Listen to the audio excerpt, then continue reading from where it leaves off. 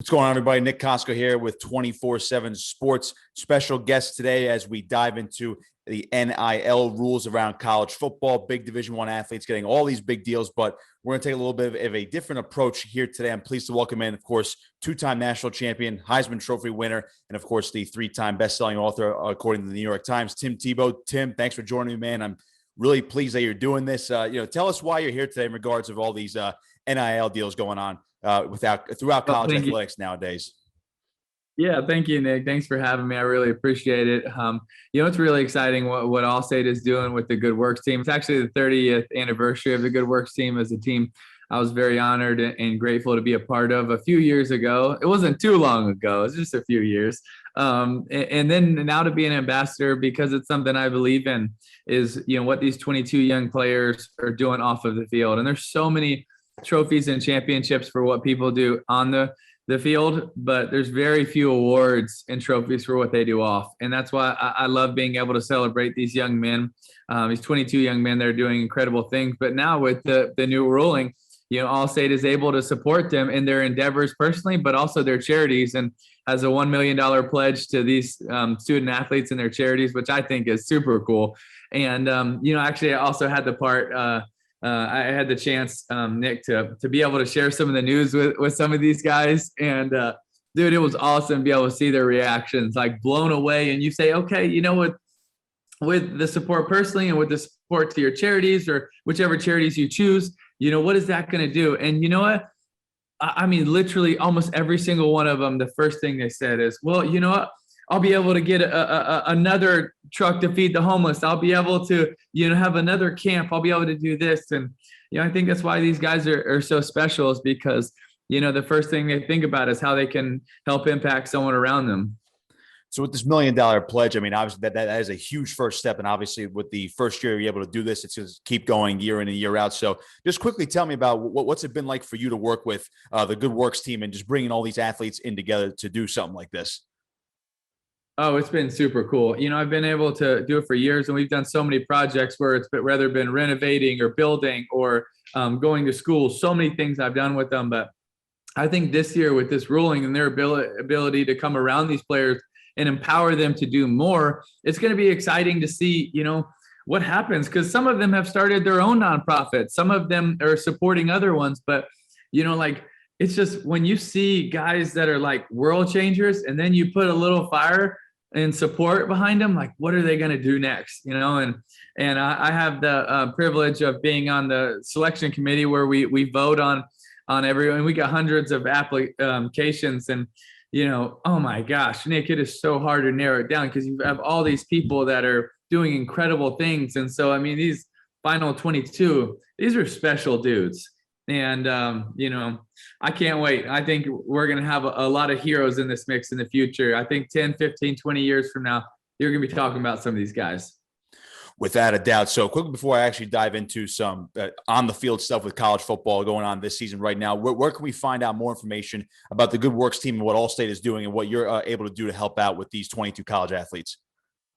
You can just go to espn.com/Allstate. And I would encourage people to check out their bios. Just look up them a little bit and see all the stuff they're doing, because I think it's just, just for all the listeners, I think it's encouraging to see the impact all these kids are making. And I mean, shoot, some of them are volunteering at 4 or 5 different nonprofits. And, it's just really, really, really cool. So if going from off the field to on the field, I wanted to quickly just pretty much rapid fire here, but start, of course, with your Florida Gators. I know that they played, of course, Alabama last week. They kept it really close. You're a legend around there, but the Gators, it seemed like everyone thought they were going to take maybe a small step back this year after losing a lot of offensive talent last year, but they showed last week against Alabama, they're still in the thick of things. What'd you make of the Florida Gators last week and what their progress looks like moving forward here in 2021? Well, I really believe this whole year that Florida was better than people gave them credit for. I just think when they just looked at the headliners that were leaving and kind of, I think you got to look at the entire team. I think you have improved defensive line. I think their secondary is even better. I think you have 2 young but very capable and possibly really special quarterbacks. I think you have an inexperienced receiving core, but very, very gifted receiving core. And so, I really thought Florida was going to give them a run in that game. And I think if you, really watch it and a few of those penalties go differently and they don't miss an extra point, right? That game could have easily gone the other way. And so I think if you're a Florida fan, you have to be encouraged of saying, they're only getting better. And I think I really believe by Georgia, they'll be a better team.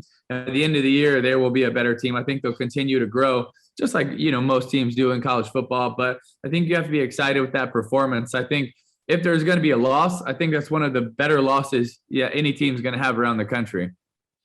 So just kind of wrap things up with on the field in terms of college football this season, what have been some of your biggest takeaways through the first, 3, we call it 4 weeks because of course there's week 0, but what's been pretty much your biggest takeaways over the first month or so of college football this year?